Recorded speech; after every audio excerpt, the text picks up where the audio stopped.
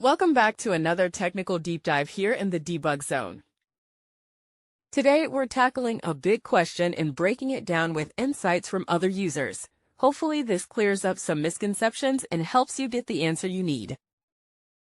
So buckle up, stay a little curious, and let's jump right in.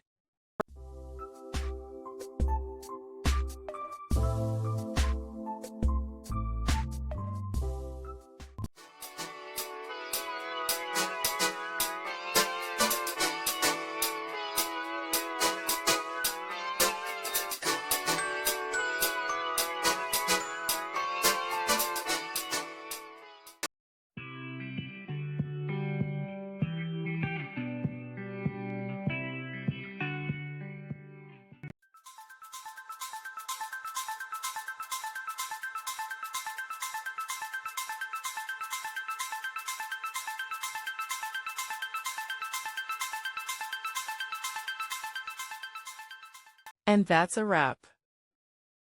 I hope you found the answer you were looking for. If you did, take a second to hit that subscribe button. It really helps out. And let me know in the comments which solution worked best for you. See you next time in the debug zone.